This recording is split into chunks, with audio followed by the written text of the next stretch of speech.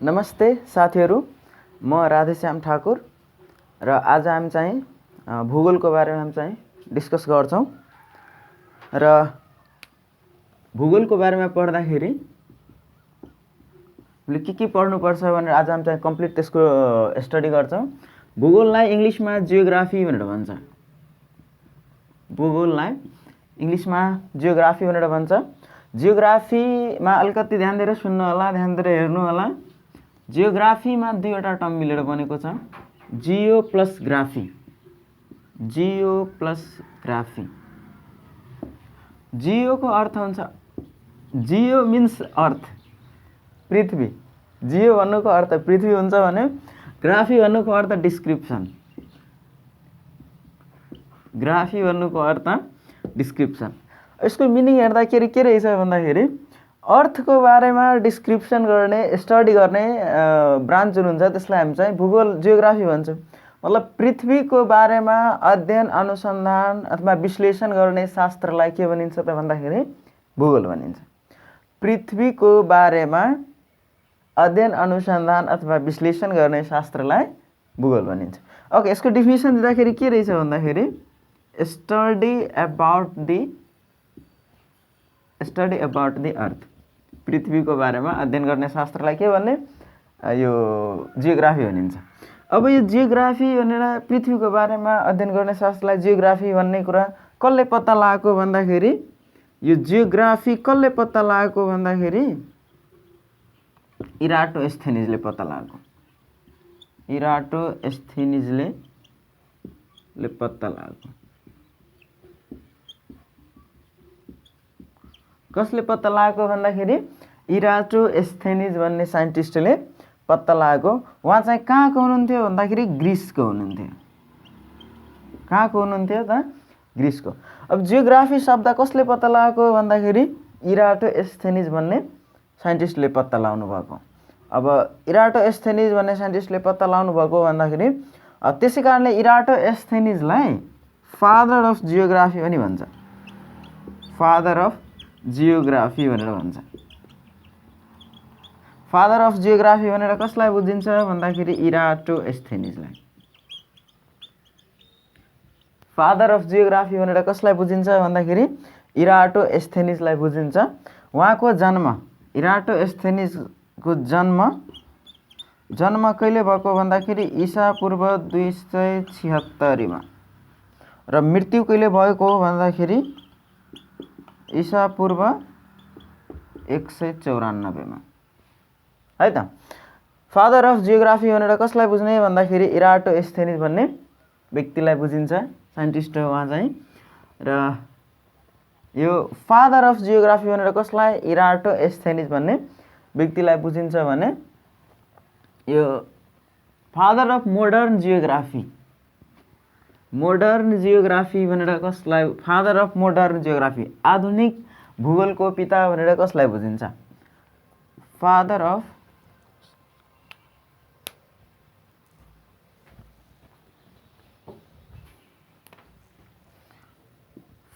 Of modern geography. Modern geography. Father of modern geography भनेर कसलाई बुझ्ने भन्दाखेरि अलेक्जेन्डर भोन हमबोल्ड्ट।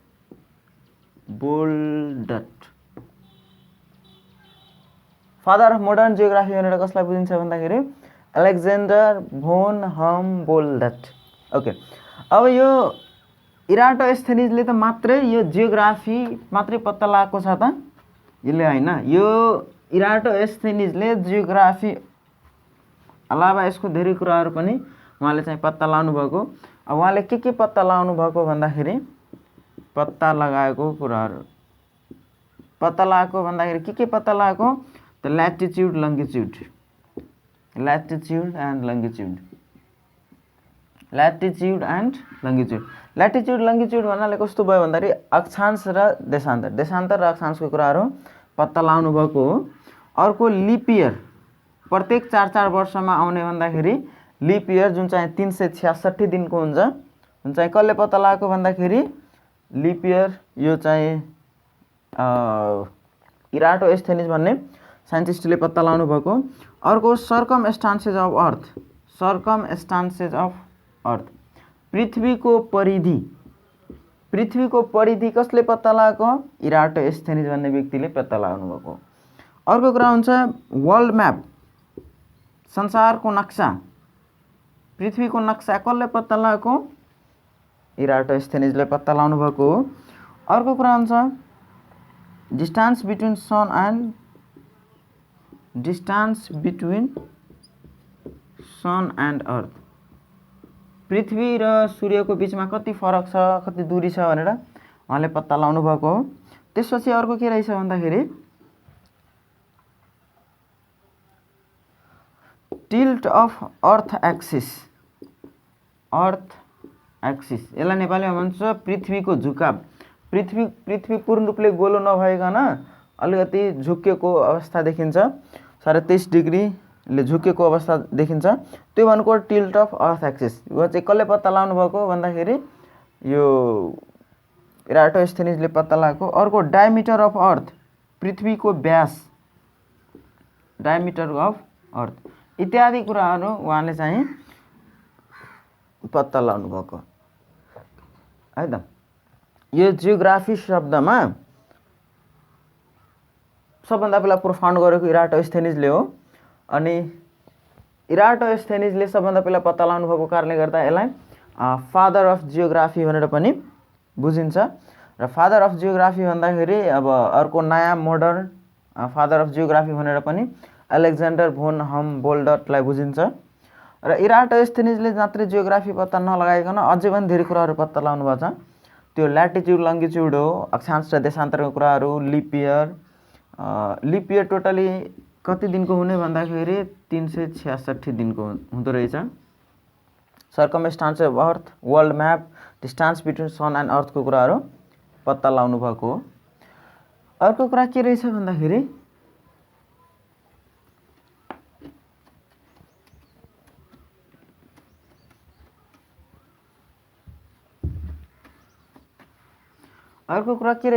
यो जियोग्राफीलाई दुई भागमा क्लासिफाई गरेको छ। यो जियोग्राफीलाई दुई भागमा क्लासिफिकेसन गरेको छ, एउटा फिजिकल जियोग्राफी र एउटा ह्युमन जियोग्राफी है त। अब फिजिकल जियोग्राफी, फिजिकल जियोग्राफी र ह्युमन जियोग्राफी। अब यो फिजिकल जियोग्राफी के हो त भन्दाखेरि यो फिजिकल जियोग्राफी के हो भन्दाखेरि हामीले कम्प्लिट रूपमा बुझ्दाखेरि पृथ्वीमा भएको जति पनि फिजिकल स्ट्रक्चर छ त्यसको बारेमा अध्ययन गर्नु। Physical geography it is a branch of geography which deals with study about the physical structure which is present on earth. पृथ्वीमा भएको जति पनि फिजिकल स्ट्रक्चरहरू छ सबैको बारेमा अध्ययन गर्ने शास्त्रलाई फिजिकल जियोग्राफी भनिन्छ। पृथ्वीमा भएको जति पनि फिजिकल स्ट्रक्चर होस्। ओके, अब यसको डिफिनेसन दिँदाखेरि फिजिकली जियोग्राफी भन्नाले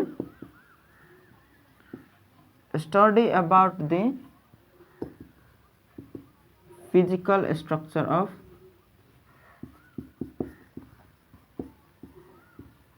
अर्थ। पृथ्वीमा भएको फिजिकल स्ट्रक्चरहरूको बारेमा अध्ययन गर्ने शास्त्रलाई यो चाहिँ फिजिकल जियोग्राफी भनेर भन्छ। यसको धेरै टाइपहरू पनि हुन्छ र यसको टाइपहरूमा हेर्दाखेरि सबभन्दा टाइप हुन्छ एस्ट्रोनोमिकली, खगोलशास्त्रको types of physical geography. Physical जियोग्राफीको 10 वटा जति टाइप हुन्छ। फिजिकल जियोग्राफीको 10 वटा जति टाइप हुन्छ। Types of physical geography. Physical जियोग्राफीको पनि धेरै टाइपहरू हुन्छ। अब यसमा अब सबभन्दा पहिला अब यहाँ हेर्दाखेरि खगोलशास्त्रको कुराहरू, खगोलशास्त्र भन्छ अथवा यसलाई इङ्ग्लिसमा एस्ट्रोनोमिकल पार्टहरू। अब एस्ट्रोनोमिकल पार्टहरूमा अब खगोलशास्त्रहरूमा सौर्यमण्डल र त्यसको परिवार, सौर्यमण्डल र सम्पूर्ण कुराहरूको बारेमा जस्तै सन, चन्द्रमा, पृथ्वी उल्का तारा सबैको बारेमा अध्ययन गर्ने भन्दाखेरि फिजिकल जियोग्राफीको कुन पार्टभित्र एस्ट्रोनोमिकली पार्टभित्र यो भन्दाखेरि सौर्यमण्डलको बारेमा डिस्कसन गर्ने। ओके अर्को हुन्छ जियोफिजिक्स। यसलाई नेपालीमा भूविज्ञान पनि भन्छ, भूभौतिक विज्ञान पनि भन्छ, भूभौतिक विज्ञान। यसको अर्थ के रहेछ भन्दाखेरि पृथ्वीमा भएको जति पनि भौतिक वस्तुहरूको छ त्यसको सम्पूर्णको अध्ययन गर्ने। अब जस्तै कस्तो कुराहरू जियोफिजिक्सभित्र कस्तो कुराहरू अध्ययन गरिन्छ त भन्दाखेरि पृथ्वीको आन्तरिक संरचनाको बारेमा अध्ययन गरिन्छ। पृथ्वीको आन्तरिक संरचनाको बारेमा अध्ययन गरिन्छ। अब आन्तरिक संरचना कस्तो रहेछ भन्दाखेरि अब आन्तरिक संरचनाभित्र पृथ्वीमा भएको कति ताप छ, कति चाल गुरुत्वाकर्षण शक्ति कति छ, अर्को कुरा चुम्बकीय शक्ति कति छ, त्यो केन्द्रमण्डलमा भएको चुम्बकीय शक्ति कति हो, मध्यमण्डलमा भएको चुम्बकीय शक्ति कति, सम्पूर्ण कुराहरू यो जियोफिजिक्सभित्र पर्छ। अब जस्तै पृथ्वीको आन्तरिक संरचनाको कुराहरू गर्दाखेरि अब गुरुत्वाकर्षण शक्तिको बारेमा पढिन्छ। अर्को चुम्बकीय शक्तिको बारेमा पढिन्छ, चुम्बकीय शक्तिको बारेमा पढिन्छ। अर्को कुरा चुम्बकीय शक्तिको भूचाल मुभमेन्ट, पृथ्वीको मुभमेन्टहरूको बारेमा जियोफिजिक्सभित्र पढिन्छ। ओके अर्को कुरा अर्को टाइपहरू के हुन्छ भन्दाखेरि लगभग यसको 10वटा जति टाइप हुन्छ। र अर्को हुन्छ एउटा जियोडेसी, भूगणित भन्छ यसलाई। भूगणितभित्रमा के पढिन्छ भन्दाखेरि पृथ्वीको आकृति आकार कस्तो छ, कस्तो अवस्थामा बसेको छ, त पृथ्वीको आकृति जियोडेसीभित्रमा पृथ्वीको आकृतिको बारेमा पढिन्छ, आकार, अक्षांश, देशान्तर इत्यादि कुराहरूको बारेमा अध्ययन गरिन्छ है त। जियोडेसीभित्रमा पृथ्वीको आकार आकृति कस्तो छ, कति डिग्री अक्षांशमा छ, कति देशान्तरमा छ, कति पृथ्वीको झुकाव कति हो, सम्पूर्ण कुरा जियोडेसी भूगणितभित्र पढिन्छ। अर्को हुन्छ एउटा जियोमोर्फोलोजी। जियोमोर्फोलोजीमा अब पृथ्वीको बनावट कस्तो रहेछ, पृथ्वीको विकास कसरी भएको, पृथ्वीको उत्पत्ति कसरी भएको, यसको सम्पूर्ण कुराको जानकारी पाउने गरिन्छ। अब यसमा पृथ्वीको उत्पत्तिको बारेमा पढिन्छ, पृथ्वीको विकास,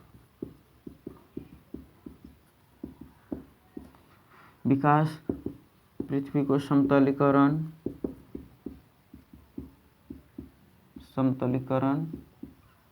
अर्को पृथ्वीको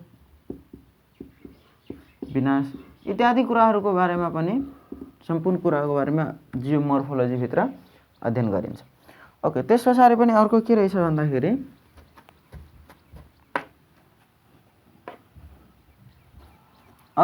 भन्दाखेरि एउटा हुन्छ ओसिएनोग्राफी भन्नाले समुद्रहरूको बारेमा अध्ययन गर्नु, यो के अरे त्यो फिजिकली जियोग्राफीभित्रको टाइप हो।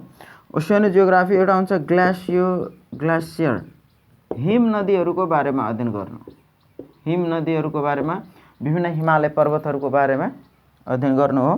त्यस पछाडि एउटा हुन्छ लिथोलोजी,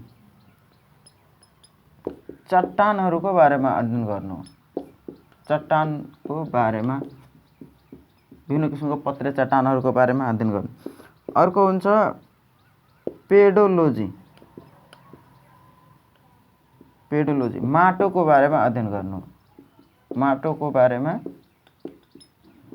अध्ययन गरिन्छ भने। अर्को हुन्छ क्लाइमेटोलोजी,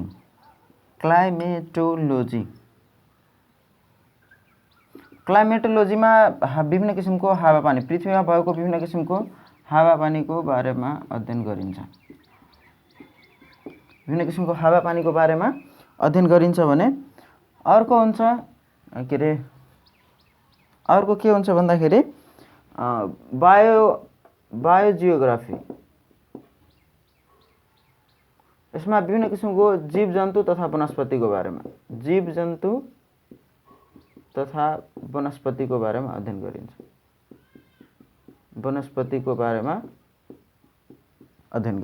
जीव जन्तु तथा वनस्पतिको बारेमा अध्ययन गरिन्छ।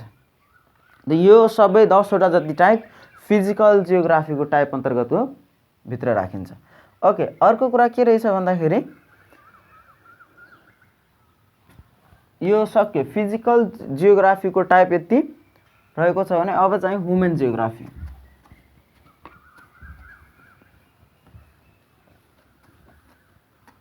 अब ह्युमन जियोग्राफीको बारेमा पढ्दाखेरि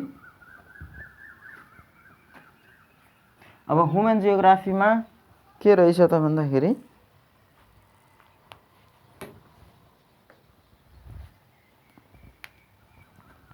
अब यो ह्युमन जियोग्राफीको पढ्दाखेरि यो पनि जियोग्राफीको एउटा टाइप हो। Geography it is a branch of geography which deals with study about the human activities and their influence on man. मान्छेको क्रियाकलापको बारेमा अध्ययन गर्छ र त्यसबाट इन्भाइरोमेन्टमा के असर पर्दो रहेछ। Okay, study about the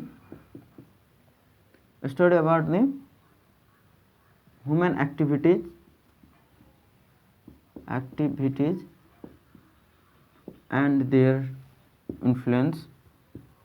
and their influence on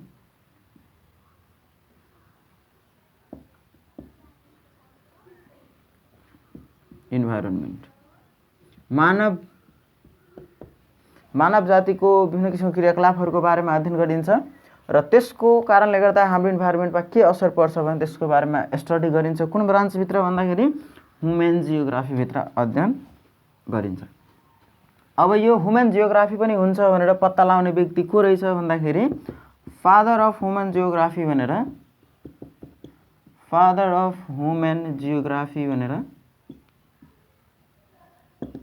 फ्राइडरिच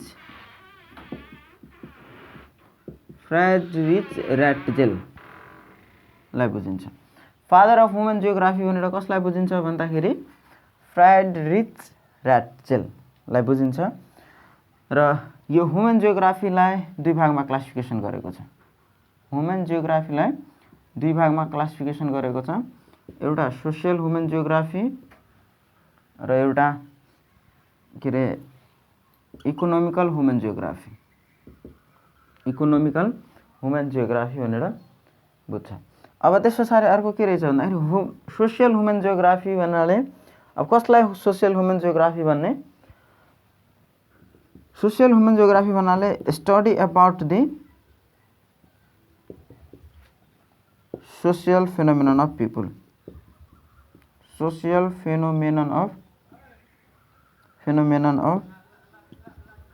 people. And their component यो नलेखे पनि हुन्छ। सोशल फेनोमेनन अफ पिपुल समाजमा घट्ने विभिन्न किसिमको घटनाहरूको बारेमा अध्ययन गर्ने भन्दाखेरि सोशल जियोग्राफीभित्र पर्दो रहेछ। भने इकोनोमिकल जियोग्राफी भन्नाले के बुझिन्छ भन्दाखेरि study about the economical activities of people.